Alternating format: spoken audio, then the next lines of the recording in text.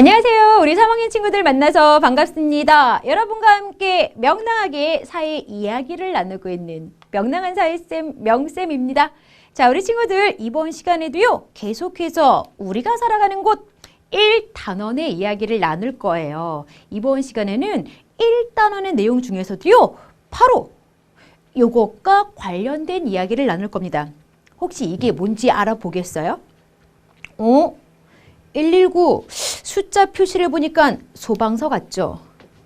요거는 학교처럼 생겼네. 병원도 있고 하천도 흐르고 있고 호수? 연못? 어떤 고장의 모습이 간단한 그림으로 나타나 있죠. 지도예요, 지도. 그림 지도라고 말을 합니다. 이번 시간에도요, 지도에 대해서 조금 더 자세하게 공부를 해요. 그런데요, 지도는요, 약속이 있대요. 지도에 쓰이는 약속 3가지를 공부할 겁니다. 방위, 기호, 색깔 이 3가지 약속이 정해져 있거든요. 첫 번째 이야기로 방위가 도대체 무엇인지 이것부터 알아보도록 할게요. 방위라고 하는 것은요. 동서남북을 이용하여 위치를 나타내는 것을 가리켜요. 왜 보통 앞쪽, 뒤쪽, 왼쪽, 오른쪽, 무슨 쪽 이러한 표현을 바탕으로 위치를 나타내곤 했잖아요. 그런데 이제 앞, 뒤, 왼쪽, 오른쪽 이러한 표현 대신 동쪽, 서쪽, 남쪽, 북쪽 이렇게 동서남북이라는 표현을 이용해서 위치를 나타낼 거예요. 이렇게 동서남북을 이용하여 위치를 나타내는 것을 방위라고 말을 합니다. 방위를 나타내는 방법의 대표적인 게 방위표라는 걸 이용하는 거예요. 여기에 사방위표가 하나 떴어요. 자, 방위를 알려주는 표시다라는 뜻이에요. 이렇게 생긴 사방위표가 지도에 그려져 있으면 언제나 사자의 위쪽이 북쪽입니다. 실제 앞에 지도에서요. 지도에서 여기 사방위표 그려져 있는 거 보이시죠? 그런데 이 지도에는 북쪽, 남쪽, 동쪽, 서쪽 이런 식의 방위 표시가 되어져 있지 않잖아요. 그래도 방위표가 이렇게 그려져 있으면 항상 지도의 방위표의 위쪽, 사자의 꼭대기가 북쪽이 되는 거예요. 그럼 여기가 북쪽이구나. 자연스럽게 반대편은 남쪽이구나. 그리고요, 북쪽을 바라봤을 때 언제나 오른쪽이 동쪽, 왼쪽이 서쪽입니다. 이런 식으로 방위를 확인할 수 있는 거예요. 방위를 알려주기 위한 표시가 방위표. 이렇게 이름이 정해져 있는 겁니다. 자, 다시 여기로 돌아왔어요. 자, 방위표 다시 띄워 놓을게요. 원래 지도에 방위표를 그려 넣을 때는 여기에 나와 있는 것대로 북, 남, 동서 이러한 방위 표시를 거의 안 하고 사자만 그려 넣는다. 요거 알려주려고 앞으로 좀 갔었던 겁니다. 방위표 요것만 보더라도 동서남북 가릴 수 있다는 거 정확히 이해되셨죠? 자, 방위표가 있는 지도에서는 당연히 방위표를 보고 방향 조금처럼 확인할 수 있어요. 그런데 모든 지도에 방위표가 들어가 있는 건 아니에요. 더러더러 방위표가 없는 지도도 있습니다. 그러면요, 어떻게 약속이 맺어 있냐면요. 지도가 보통 이렇게 사각형의 종이에 그려지곤 하잖아요. 이러한 지도의 위쪽이 언제나 북쪽이에요. 방위표가 없으면. 그럼 반대인 아래쪽은 언제나 남쪽이고요. 북쪽을 바라봤을 때 동쪽은 오른쪽. 발음이 헷갈렸네. 오른쪽은 언제나 동쪽입니다. 오동통한 선생님의 손. 오동. 오른쪽이 동쪽이에요. 오동통통. 이렇게 외우세요. 자, 그리고 반대편은 당연히 서쪽이 되겠죠. 이런 식으로 지도에서 방위표가 없더라도 당황하지 마세요. 약속이 이미 되어져 있어요. 방위표가 없는 지도는 위쪽이 언제나 북쪽이야. 이렇게 이해하고 방위를 가늠하시면 되겠습니다.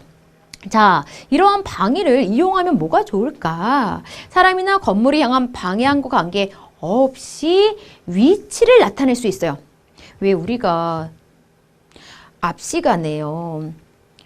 교실에 앉아있는 한별이의 위치를 여러 친구를 기준으로 말을 해봤어요.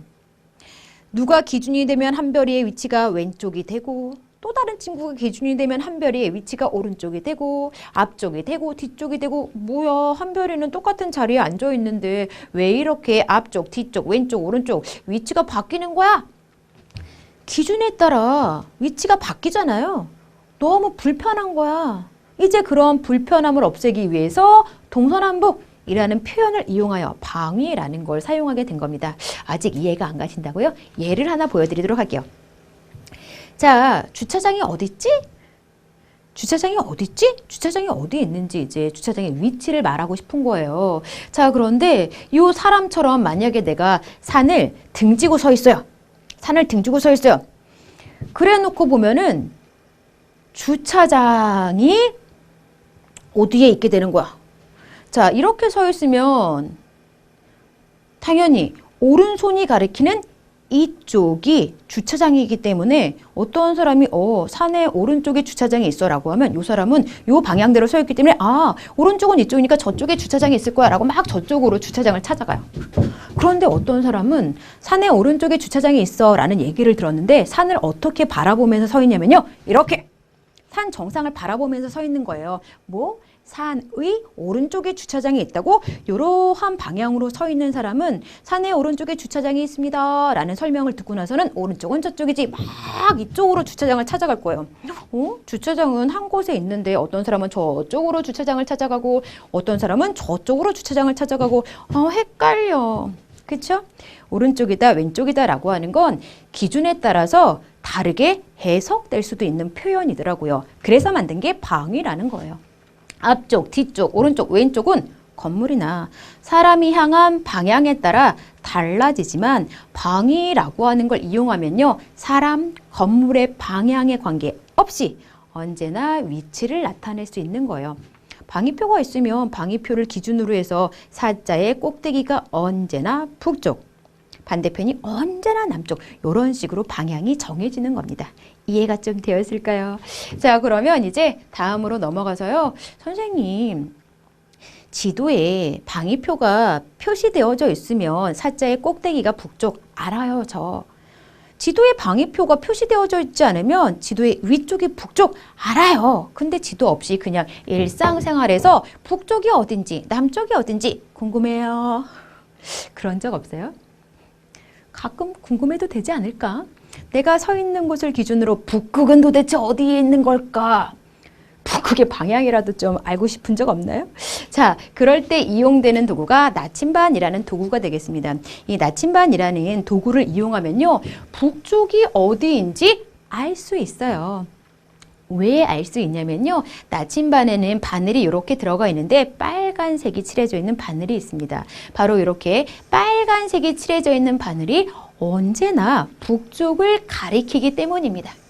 이런 식으로 빨간 바늘이 가리키는 쪽이 북쪽이에요. 와, 나침반이 이렇게 놓여져 있을 때 북쪽은 당연히 이쪽 방향이 될 거예요.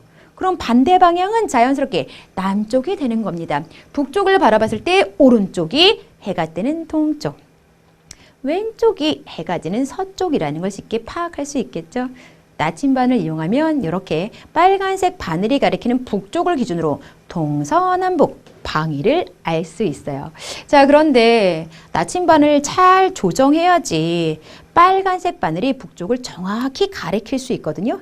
이게 무슨 말이냐. 나침반을 사용할 때에는요. 첫 번째, 반드시 평평한 곳에 올려놔야 돼요. 이 비탈진 곳에 나침반을 올려놓고 빨간색 바늘이 저기 가리킨다, 북쪽이 저기구나 신나하면 안 돼요. 반드시 정확하게 빨간색 바늘이 북쪽을 가리키게 하기 위해서는 평평한 곳에 올려놔야 합니다. 그리고 이제 평평한 곳에 올려놓으면 바늘이 왔다 갔다 하면서 북쪽을 찾으려고 애를 써요. 바늘이 멈출 때까지 기다려요. 그 다음에 할 일.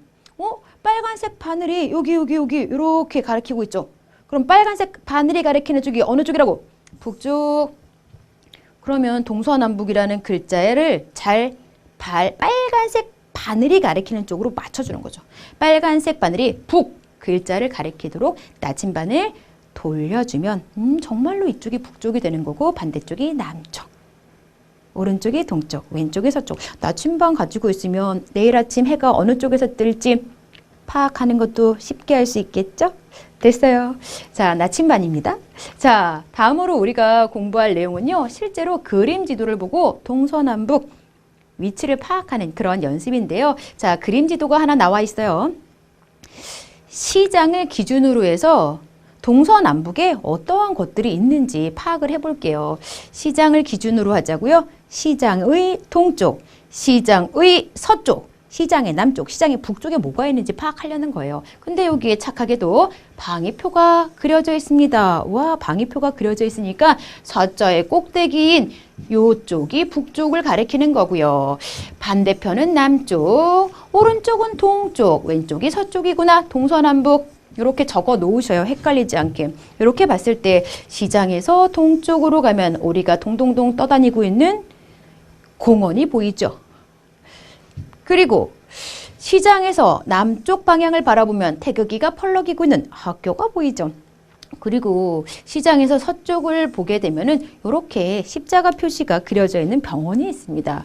그리고 시장에서 북쪽 방향을 바라보면은 빨래를 빨아주는 혹은 손질해주는 세탁소가 있네요. 이런 식으로 시장을 기준으로 각각 동서남북에 어떤 것이 있는지 살펴보는 거 어렵지 않죠? 자, 이렇게 해서요, 선생님과 함께 지도에서 쓰이는 약속을 살펴봤는데요. 특히 이번 시간에 살펴본 약속은 방위였어요. 우리 친구들 좀 어려운 표현이었겠지만 스스로 동서남북이 어딜까? 나침반이 있다면 한번 나침반을 이용해서 찾아보도록 하세요. 자, 우리 계속해서요, 지도에 쓰이는 약속을 이야기 나눌 텐데요. 우리 앞에서는 방위라는 것에 대해서 알아봤죠. 이번에는요, 바로 기호라는 것에 대해서 알아보도록 할 겁니다. 지도에서 이용하는 그림 기호 알아볼게요. 일단 그림 기호라고 하는 게 무엇을 가리키냐면요. 땅의 모양이나 건물의 모습을 알기 쉽게 간단하게 나타낸 것을 가리켜요. 그리는 사람에 따라 모양이 조금씩 달라요.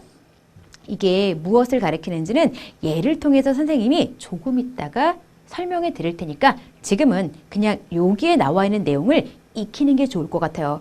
기호라고 하는 건 무언가를 간단하게 알기 쉽게 나타내 놓은 거야.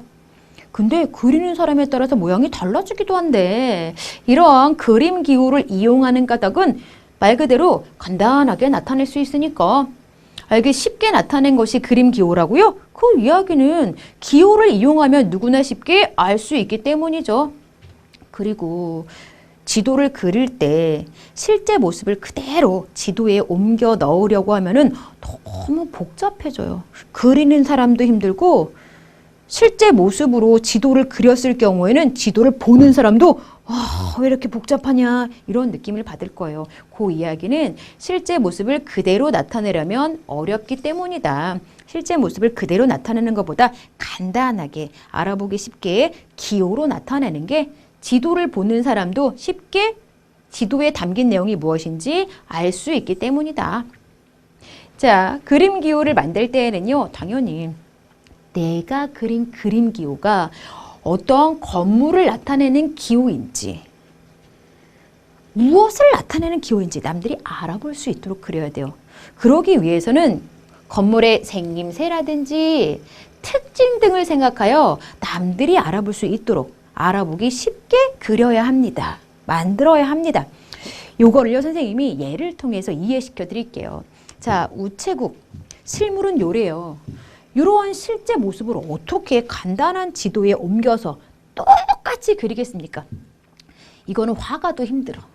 실물을 그대로 작은 종이에 옮겨서 다 그리려면 너무 힘들죠. 앞에서 설명했잖아요. 실제 모습을 그대로 나타내려면 어렵다. 그래서 간단하게 바꾸어 놓은 그림 기호가 이용되는 거다. 자, 우체국이 이러한 모습을 갖추고 있는데 우체국을 이제 간단하게 그림 기호로 만들어 보려고 해요. 3명의 친구가 각각 우체통, 편지, 우표 간단한 모양으로 그림 기호를 만든 거죠. 어떤 친구는 우체국 앞에 놓인 우체통의 모양을 본떠서 우체국 그림 기호를 만들었어요. 이것만 봐도 우체국에 가면 볼 수 있는 우체통이니까 이 그림 기호 우체국 나타낸 거야. 이런 그림 기호가 그려져 있는 위치에는 우체국이 있어. 남들도 알아보겠죠. 알아보게 그려서 그래요. 우체국에 모이는 편지를 본떠서 만들었어요. 편지 그림 기호가 그려져 있어? 편지를 붙일 수 있는 우체국이 여기 있다는 거구나. 여러 사람이 알아볼 수 있을 거예요. 우표도 우표 붙여서 여러 가지 우편물을 우체국에서 보내주기 때문에 우표라는 그림 기호가 그려져 있으면 요 그림 기호가 있는 곳에는 우체국이 있을 거야. 남들도 알아보겠죠. 이렇게 그림 기호 만들어야 돼요. 뜬금없이 우체국이야 라고 하면서 막 돌고래를 그려 넣으면 남들이 알아보지 못하죠. 멋대로 그리면 안 돼요. 그런데 여기에 우체국의 그림 기호가 세 가지로 다르다시피 앞에서 설명드렸죠? 그림 기호라고 하는 건 그리는 사람에 따라 모양이 조금씩 달라요. 우체통, 편지, 우표 각각 다르게 우체국을 그림 기호로 표시할 수 있는 겁니다. 그렇지만 누가 봐도 우체국이구나 라는 걸 알 수 있도록 건물의 생김새, 특징 등을 생각하여 알아보기 쉽게 만들어야 합니다. 이해되시죠? 자, 그래서 우리 그림 기호 배우고 있는 겁니다. 자, 그러면 다음으로 넘어가서요. 여러 가지 그림 기호 살펴보도록 할게요. 우표가 그려져 있다. 그러면 우체국을 나타내는 그림 기호야 라는 거 이해할 수 있죠.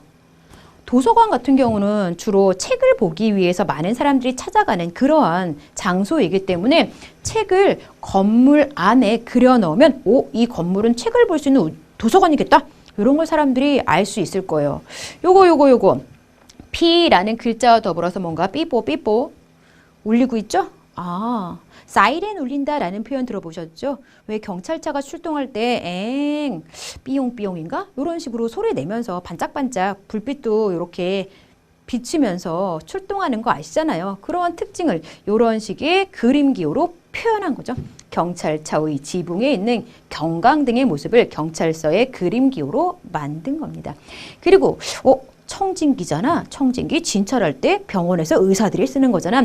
진찰할 때 사용하는 청진기의 모습을 간단하게 그림 기호로 나타낸 것이고요. 이러한 청진기를 그림 기호로 이용했을 때에는 병원을 가리킨다라고 이해하시면 됩니다. 그림 기호. 이해가 좀 되셨죠? 자, 그러면 다음으로 넘어가서요. 지도에서 쓰이는 세 번째 약속, 색깔 알아보도록 할게요. 지도에 색깔이 나타내는 것은요. 땅의 높낮이, 땅이 높은지 낮은지, 또는 그 땅이 논으로 쓰여지고 있는지, 과일을 재배하는 과수원으로 쓰여지고 있는지 이런 식의 쓰임새를 표현할 때 이용이 됩니다. 땅이 높아요, 낮아요. 이런 건 그림 기호로 표시하기가 어렵죠. 그러다 보니까 그림 기호로 표현하기 어려운 내용을 색을 이용해서 표시를 하는 겁니다. 땅의 쓰임새에 따른 색 표현, 여기 하나 예가 나와 있는데요. 자, 지금 논을 초록색으로 칠해놨어요. 밭도 초록색으로 칠해놨어요. 논밭은 농사를 짓는 땅이에요. 농사를 지어서 쑥쑥 자란 새싹이 초록색이니까. 그러한 걸 생각해서 초록색으로 논과 밭을 칠한 겁니다. 그리고 하초는 하늘색, 약간 파란색으로 칠했다라고 표현할 수 있겠죠. 물을 파랗다, 이런 식으로 많이 사람들이 표현을 하잖아요. 그래서 파란색 혹은 약간 옅게 하늘색을 칠하면 하천이 흐르는 모습을 그린 거구나 이해가 되는 겁니다. 그리고 집들이 모여있는 주택지는 분홍색, 자동차가 다니는 도로는 약간 황토색으로 표시하고 있는 거죠. 그리고 과일을 재배하는 과수원은 주황색으로 표시하고 있습니다. 자, 이렇게 색을 다르게 칠함으로써 지도에 담겨져 있는 각각의 땅들이 어떻게 쓰여지고 있는지를 표현할 수 있는 거예요. 자, 그럼 이제 다음으로 넘어가서요. 색을 이용해서 땅의 높고 낮은 높낮이를 표현할 수도 있습니다라고 했죠. 우리 앞에서 이러한 걸 통해서는요. 그 땅이 어떻게 쓰여지고 있는지 쓰임새를 구분한 거예요. 그렇지만 땅의 높낮이를 구분할 때 색을 또 이용하는 방법이 있거든요. 어떠한 식으로 색을 이용해서 땅의 높낮이를 표현하냐면요. 낮은 곳은 초록색으로 칠해요. 그리고 점점 높아질수록 노란색, 갈색, 고동색 점점 진하게 칠합니다. 그럼 아래 제주특별자치도에 높낮이를 지금 색으로 구분한 지도가 나왔어요. 초록색이 가장 바깥에 있네요. 안으로 들어가면서 옅은 노란색, 짙은 노란색, 점점점 갈색, 고동색까지 칠해져 있어요. 제주도라는 섬은 바깥은 낮지만 안쪽으로 들어갈수록 높아지는구나. 실제로 제주도를요, 옆에서 쳐다보잖아요. 가운데에 한라산 봉우리가 이렇게 솟구쳐져 있어요. 바깥은 낮아요. 안으로 들어갈수록 높아져요. 와, 지도만 봐도 바깥이 낮고 안쪽이 높아. 산이야 산. 라는 걸 알 수 있는 거예요. 그렇죠? 제주도는 아주 커다란 화산이에요. 근데 너무 커서 산인지 잘 모르는 거예요, 사람들이. 어찌되었건 간에 이렇게 색을 통해서도 땅이 어디가 높고 어디가 낮은지 구분할 수 있다는 거죠. 그래서 색깔을 우리가 지금 공부하고 있는 겁니다. 그리고 강이나 바다 같은 경우는 깊이의 차이가 있잖아요. 이런 건요, 물을 상징하는 파란 색깔로 우리가 구분을 해요. 옅어지면 옅어질수록 얕은 거고요. 색이 짙어지면 짙어질수록 깊다라는 깊이를 나타내 주는 거예요.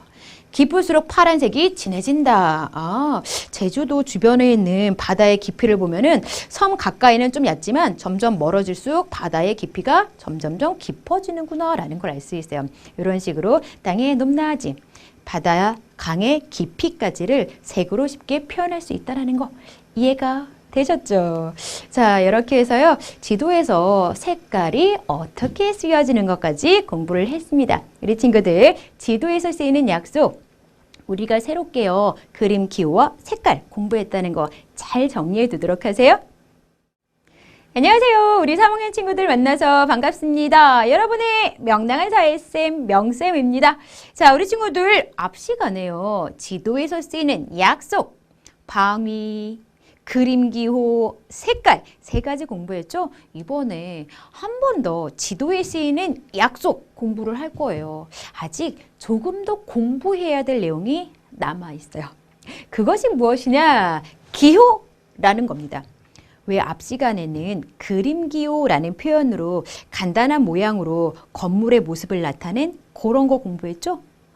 그런 그림 기호와 구분해서 알아두어야 하는 기호라는 게 있어요. 사람들이 약속하여 미리 정해놓은 기호입니다. 그림 기호는요, 왜 앞 시간에 같이 확인했다시피 그리는 사람에 따라서 모양이 달라져요. 우체통, 편지, 우표, 똑같은 우체국인데 그리는 사람 마음에 따라서, 생각에 따라서 기호의 모양이 달라졌죠. 그림 기호가 그러한 특징을 가지고 있는데 그에 비해서 기호는요, 딱 정해놓은 것만 사용합니다. 그리고요, 그림 기호보다 좀 더 간단하다라는 특징을 가지고 있어요. 앞에서 충분히 그림 기호 공부했는데 뭐 기호 같은 걸 또 공부하고 기호 같은 걸 또 사용하나요? 까닭이 있으니까 공부도 하고 까닭이 있으니까 기호라는 걸 미리 정해놓기도 했겠죠. 그림 기호는 그리는 사람에 따라서 모양이 조금씩 다르죠. 그 이야기는 보는 사람에 따라서 다르게 해석할 수도 있다라는 거예요. 그리는 사람만 다르게 그리는 게 아니라 보는 사람에 따라서도 다르게 해석할 수도 있다는 거예요. 요거는 예를 통해서 이해시켜 드릴게요. 두 친구가 이제 만나기로 약속을 했어요. 우리 어디에서 만나기로 했지? 그림 지도에서 십자가 모양이 그려진 곳에서 만나자고 했잖아. 그림 지도를 봤더니 십자가 모양 여기 이 건물에 그려져 있어요. 그래 같은 그림 지도를 보면서 이 건물을 찾아서 각각 가는 거예요. 그런데 남자친구는 십자가 표시가 그려져 있지? 라고 하면서 약국을 찾아갔어요. 십자 모양 약국 앞에서 보자고 한 거야 라고 하면서 약국 앞에서 기다리고 있어요. 그랬더니 여자친구는 병원 앞에서 계속 기다리면서 뭐야, 약속 시간이 지났는데 왜 안 오는 거야? 투덜대고 있어요. 분명히 남자친구 제 시간 맞춰서 약속 장소 간 건데 어머 그림 지도에 그려놓은 십자 모양이 이렇게 새겨져 있는 그림 기호를 보는 사람이 다르게 해석한 겁니다. 남자친구는 약국이야 라고 해석한 거고요. 여자친구는 병원이야 라고 해석을 한 거죠. 그거예요. 자, 앞으로 다시 넘어갈까요? 그리는 사람만 다르게 그리는 게 아니라 보는 사람도 다르게 해석할 수 있기 때문에 안 돼. 미리 정해놓자. 딱 정해놓은 기호라는 걸 이용하는 겁니다. 대표적으로요, 어떤 기호가 있는지 몇 가지 보여드릴게요. 우체국의 실제 모습 지도에 그대로 옮겨 넣을 수 없어요. 간단하게 바꾸어서 제비만 딱 그려 놓는 게 약속해 놓은 우체국을 가리키는 기호예요. 과수원, 과일을 재배하는 그런 곳을 가리키죠. 과일 모양 딱 하나만 그려요. 병원 이렇게 십자 모양을 그려 넣습니다. 그리고 논, 학교, 시청 건물은 이렇게 중요해요. 중요해요. 정말 중요해요. 이런 식으로 간단하게 기호로 표시해 두는 거예요. 엄청 간단하죠. 학교도 훨씬 더 간단하게 기호로 표시해 두고 있죠. 우와, 이러한 기호는 약속해서 미리 정해놨기 때문에 내 멋대로 바꿀 수 없어요. 누가 봐도 이 표시가 그려져 있는 곳에는 과수원이 있는 거고요. 누가 봐도 이 표시가 그려져 있는 곳에는 우체국이 있는 겁니다. 이해가 좀 되었을까요? 자, 그리고 우리가 조금 더 추가해서 알아두면 좋은 게 있는데요. 이제 기호는 모양만 어떤 의미를 나타내고 있는 게 아니라 색깔도 나름의 의미를 나타내고 있더라고요. 초록색으로 기호가 칠해지는 경우는요, 평평한 땅을 가리키는 그런 의미가 있어요. 왜 우리가 앞 시간에 공부했는데요. 색깔로 땅의 높고 낮음을 나타낼 수 있습니다. 가장 낮은 곳은 초록색을 칠해요. 이런 거 공부했었죠. 그것과 연관지어서 이해하시면 돼요. 낮고 평평한 땅이나 병원과 같은 건물을 나타낼 때 초록색으로 기호를 칠해요. 그리고 빨간색으로 칠해지는 그러한 기호도 있는데요. 다른 것과 구별하여 강조할 때, 선생님 강조하려고 빨간색으로 이렇게 지금 필기하고 있죠? 뭔가 강조할 때 빨간색 주로 쓰잖아요. 그러한 의미에서 등대 잘 살펴봐야 되는 시설이에요. 그래야지 안전하게 배를 운행할 수 있고 운전할 수 있잖아요. 과수원 같은 거 강조할 때 또는 빛과 관련된 것을 나타낼 때 빨간색으로 기호를 칠하곤 합니다. 그리고 검정색이 칠해지는 기호는요, 주로 건물을 나타낼 때 우체국 건물, 학교 건물 검정색이 많이 칠해져요. 그리고 물과 관련된 것을 나타낼 때에는 물을 상징하는 색으로 파란색이 주로 쓰여집니다. 온천이에요. 폭포, 물이 뚝뚝 떨어져요. 이런 걸 가리키는 기호가 되겠습니다. 여기에 기호들이 나와 있으니까 우와, 요게 등대구나. 우와, 요게 폭포구나. 조금 더 익히시면 좋을 것 같아요. 자, 그리고요. 보통 산은 요렇게 표현을 하거든요, 여러분. 뾰족한 정상이 있다. 산처럼 느껴지시죠? 자, 그런데요. 똑같이 세모 표시로 산을 그렸다라고 하더라도요. 검은색이 칠해져 있으면 그냥 일반적인 산이에요. 그런데 지도를 보다 보면은 빨간색이 칠해져 있는 산도 있어요. 빨간색이 칠해져 있으면 뜨거운 산, 화산을 가리킵니다. 이런 식으로요. 색깔을 넣음으로써 보다 정확하게 무언가를 표시할 수 있기 때문에 기호를 그냥 아무 색이나 칠하는 게 아니라 색깔을 구분해서 만드는구나 라고 이해하시면 될 것 같아요. 됐나요? 자, 그러면 정말 지도와 관련해서 마지막으로 살펴볼 내용입니다. 고장의 모습을 그림 지도로 나타내 볼 거예요. 실제 여러분이 살고 있는 고장의 모습을 간단하게 그림 지도로 나타내 봅시다. 방위도 공부했고 뭐 그림 기호 또는 기호 이런 것도 공부했고 색깔도 공부했으니까 열심히 공부한 내용을 바탕으로 실력을 발휘해야죠. 우리 고장의 북쪽에는 뭐가 있지? 남쪽에는 뭐가 있지? 뭐 아래 내려다 봤자겠지만요. 동쪽에는 뭐가 있지? 서쪽에는 뭐가 있지? 이런 걸 파악한 다음에 작은 종이에다가 간단하게 옮겨서 그려보는 거예요. 그런데 여러분 여기서 중요한 거 그림 지도도 멋대로 그리면 안 돼요. 제대로 그림 지도를 그리기 위해서는 4단계 순서를 거쳐야 합니다. 어떤 순서가 있는지 첫 번째 순서부터 알려드릴게요. 가장 먼저 할 일, 방위를 정하고 방위표를 그린 다음 산, 강, 큰 길, 커다란 것부터 그리는 거예요. 자그마한 것부터 그리는 게 아니라 커다란 것부터 그리기 시작하는 거예요. 그런데 산, 강, 큰 길 같은 걸 그리기 전에 제일 중요한 거 방위를 정해야 돼요. 방위. 종이를 한 장 펼쳤어요. 그런데 내가 동서남북을 어떠한 기준으로 정해놓고 우리 고장의 모습을 그릴 것인지 방위부터 정하셔야 돼요. 방위표 그리지 않아도 돼요. 만약에 방위표를 그리지 않은 경우라면 내가 그리고 있는 그림 지도는 자연스럽게 위쪽이 북쪽이 되는 거겠죠. 왜 방위표가 없는 경우 위쪽이 북쪽이야 라고 약속이 되어져 있어요 라고 설명했던 거 떠올리시면 되겠죠. 근데 또 남들 보기 쉬우라고 방위표 그려 넣어주는 것도 괜찮아요. 자, 이렇게 방위 정하고 커다란 산, 강, 큰 길 같은 걸 그린 다음에는 큰 길을 따라 작은 길을 또 그려요. 그 길 주변에 여러 건물들이 세워져 있을 거기 때문에 길부터 그리는 거예요. 큰 길을 그리고 새길로 작은 길을 추가해서 그려 넣습니다. 동서남북에 위치하고 있는 주요 건물을 기호, 그림 기호 등을 이용해서 그려 넣는 거죠. 119 소방서, 학교, 우체국, 요건 병원이지 않을까요? 요건 도서관 같은데요. 책이 그려져 있는 걸로 봐서 주요 건물, 간단한 기호 또는 그림지도 이용해서 그려 넣는 거예요. 그리고 세 번째 단계에서는요. 작은 건물까지 조금 더 자세하게 그리는 거예요. 이때에도 똑같아요. 그림 기호 또는 기호를 이용하여 작은 건물도 추가해서 그려 넣습니다. 여기에는 이제 논이라는 것도 또 추가해서 그려져 있네요.